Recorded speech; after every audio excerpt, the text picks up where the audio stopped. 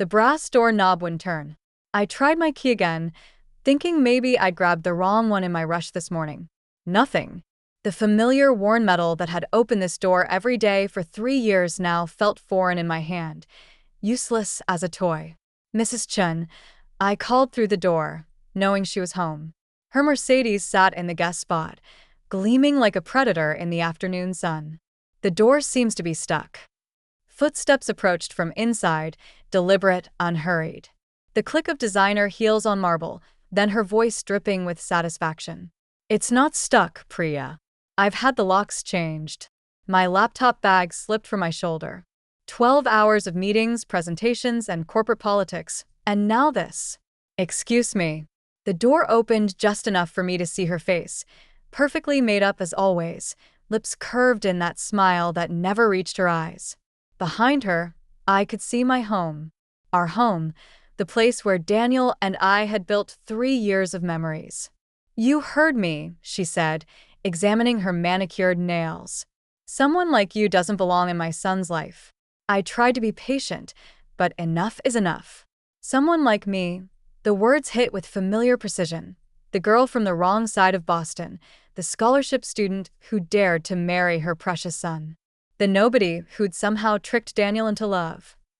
This is my home, I said quietly. You can't just dash. Can't I? She laughed. The sound was like breaking champagne flutes. Check the lease, dear. Only Daniel's name is on it. And as his mother, I'm simply protecting his interests while he's away.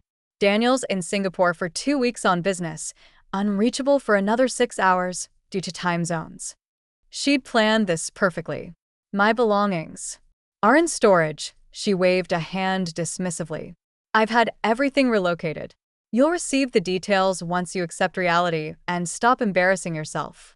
Through the gap in the door, I spotted our wedding photo face down on the console table. The ceramic bowl I'd made in pottery class, a misshapen thing Daniel insisted on displaying, was gone, erased like I'd never existed here at all. Mrs. Chun, I kept my voice steady, professional. The same tone I used in boardrooms when men twice my age tried to intimidate me. This is illegal. I'm calling the police. With what proof? Your name isn't on anything. Daniel pays the rent from his account. You're just, she pursed her lips, a long-term guest who's overstayed her welcome. She wasn't wrong. We'd meant to add my name to the lease, but somehow never got around to it. Daniel handled the rent because his consulting business paid monthly, while my salary came weekly. Small conveniences that now felt like calculated traps. Where am I supposed to go? The question escaped before I could stop it. Weak. Pathetic. Exactly what she wanted to hear. I've made a reservation at the Marriott downtown. 1 week prepaid. That should give you enough time to make arrangements. She started closing the door. Perhaps that little studio apartment you came from, I'm sure they'd take you back. The door clicked shut. The deadbolt turned with finality. I stood there for a moment, staring at the brass numbers 4B that had meant home for 3 years. Then I walked calmly to the elevator, rode down 4 floors, and exited onto Commonwealth Avenue. The October air bit through my blazer as I pulled out my phone, not to call the police, not to leave a frantic voicemail for Daniel. Instead, I scrolled through my contacts to a name that would change everything. Robert Worth, my property manager. Priya. His voice boomed through the speaker. How's my favorite landlord still keeping that identity under wraps? Actually, Rob, I said, watching Mrs. Chen's Mercedes through the lobby windows, I think it's time we discuss the tenant in 4B. Silence. Then, the Chen rental? Is there a problem? You could say that. Meet me at the Starbucks on Newberry in 20 minutes. Bring the lease agreements and ownership documents. All of them. I smiled for the first time since finding the changed locks. All of them. The story I'd never told Daniel's mother, never told anyone except Daniel himself, was simple.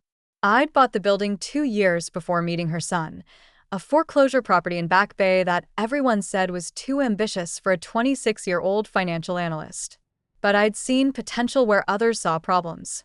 12 units, 3 floors of retail, 1 careful renovation financed through creative leveraging, and an obsessive attention to detail. By the time Daniel Chin walked into my life at a charity gala, I was Priya Patel, quiet landlord of one of Commonwealth Avenue's most desirable small buildings. I'd kept it private for good reasons.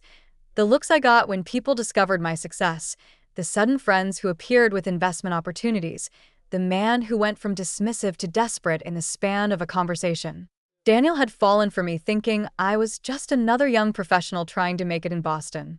I'd planned to tell him after our wedding, but then his mother arrived for the ceremony and made it clear exactly what she thought of her son marrying beneath his station.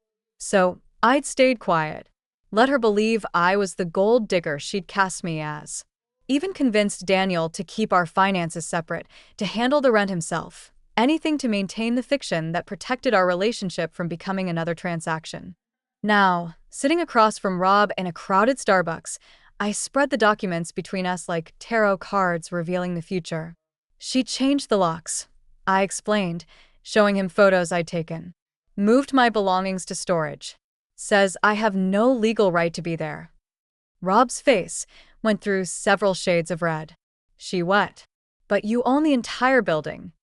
Their lease specifically states that any modifications to the property require landlord approval. That harassment of other tenants, including domestic partners, is grounds for immediate eviction. That the landlord maintains right of entry with proper notice. Priya, he leaned forward, you could have her out in 30 days. Less if we push the harassment angle. I don't want to wait 30 days. I pulled up my phone, showing him a message. Daniel's in Singapore. His last text said his mother was checking on things while he was gone. He has no idea what she's doing, so we call him. No, I shook my head. This is between Mrs. Chun and me. She wants to play property games? Let's play. Rob grinned. I love it when you get that look. What do you need? Eviction notice today. Hand delivered while I'm there to watch. And Rob, I smiled sweetly, make sure it includes the clause about illegal subletting. Subletting. She mentioned making a hotel reservation for me, 1 week prepaid. If she's determining who can stay in the apartment and making alternative arrangements, that sounds like unauthorized property management to me. Brilliant. He was already pulling out his laptop. Give me an hour. This is going to be beautiful. While Rob worked his legal magic, I made my own calls. First to the storage company, confirming they had my belongings and arranging immediate retrieval. Then to my lawyer, just in case things escalated. Finally, to my assistant, clearing my schedule for the next day. I had a feeling I'd need it. By 5 o'clock, we were ready. Rob and I stood outside the building I'd poured my dreams into. Watching the sun gild the brick facade, Mrs. Chen's Mercedes still occupied the guest spot. My guest spot. Technically. You sure about this? Rob asked. Once she knows you own the building, there's no going back. She locked me out of my own home, I said simply. Called me unworthy. Made me feel small for the crime of loving her son. You know what? I'm done being small. We entered through the main door, my building, my codes, and took the elevator to the 4th floor. I could hear her inside for B, talking on the phone in Mandarin. From the tone, she was complaining about someone. 3 guesses, who? Rob knocked firmly. Professional. Official. Who is it? Her voice carried irritation at being interrupted. Building management, Mrs. Chun. We need to speak with you about a lease violation. The door opened fully this time. She stood there in cream cashmere, in confusion, looking between Rob and me. What are you doing here? She demanded. I told you.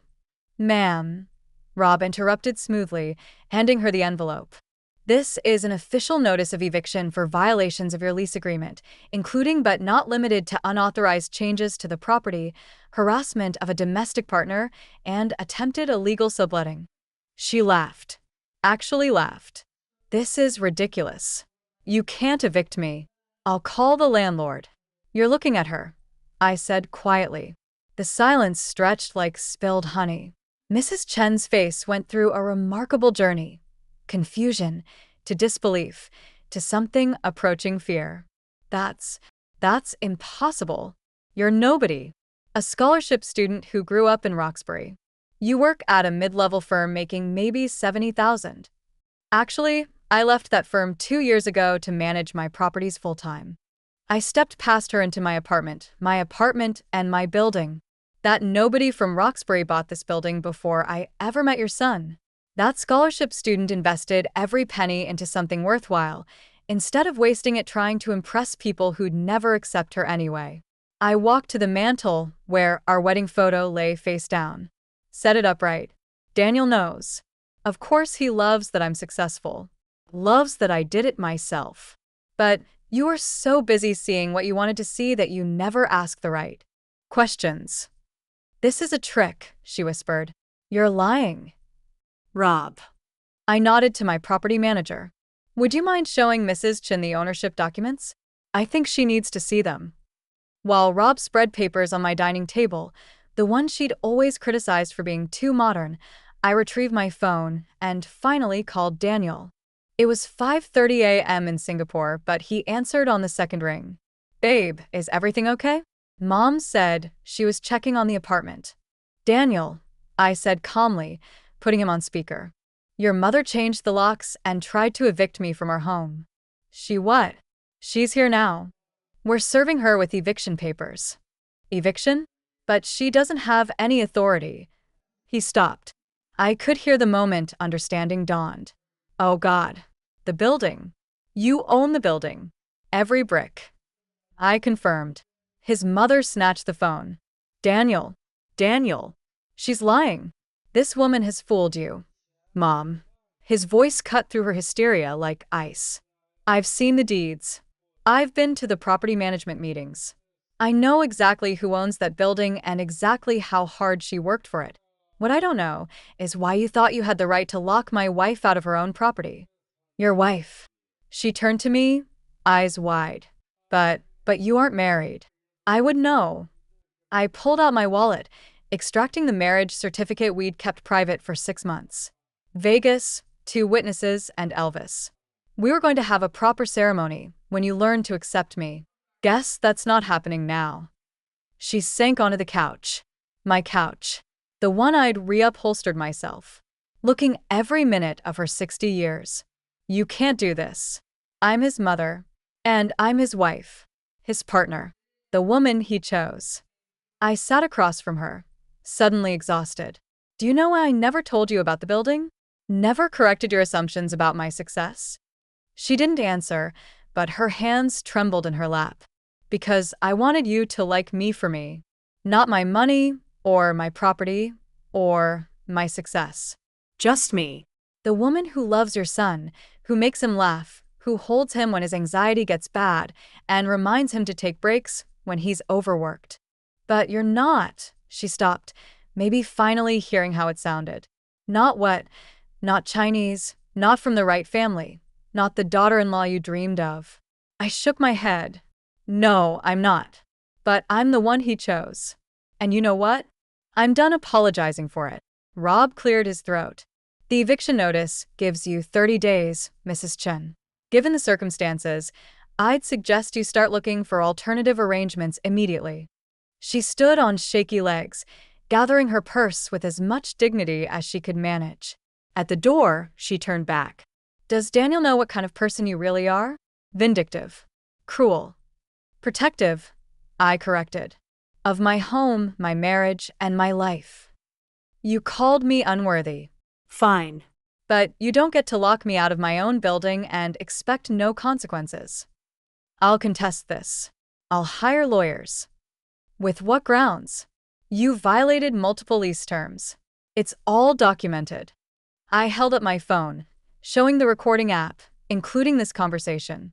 Massachusetts is a 2-party consent state, but you were informed this was building management.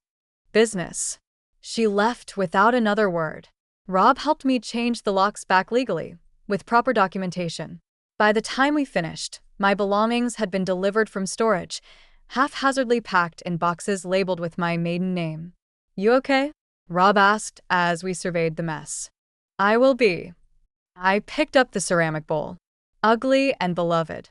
Once I put my home back together, Daniel called again as Rob left. I'm on the next flight home, Priya. I'm so sorry. I never thought she'd. Stay, I interrupted. Finish your meetings. We'll deal with this when you're back.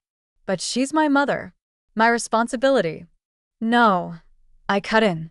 She's a grown woman who made choices. Bad ones. I curled up on the couch, suddenly bone-tired. I'm done protecting her from consequences. Done making myself smaller, so she feels bigger. I love you, he said simply. The brilliant, successful, fierce woman who bought a building at 26 and married me in a Vegas chapel with Elvis officiating. Blue suede shoes? Elvis? Or gold L standards? I laughed, feeling something unwind in my chest. I love you too.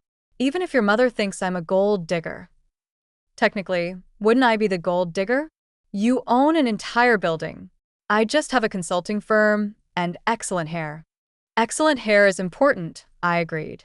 We talked until Singapore pulled him back to meetings. I spent the evening unpacking, reclaiming my space box by box. The marriage certificate went on the mantel, prominent and proud. No more hiding. No more making myself palatable for people who'd already decided I wasn't enough. At midnight, a text from an unknown number. You won. Congratulations. I hope you're happy. I looked around my apartment, our apartment, in my building, in the life I'd built with my own hands and dreams. Happy didn't begin to cover it. I texted back, I'm not trying to win anything, Mrs. Chen. I just want to live my life with your son. You're welcome to be part of that life, but only if you can respect both of us. She didn't reply, but a week later, when Daniel returned from Singapore, he brought a letter from his mother, an apology, stilted and formal but real. A request to start over, to try again.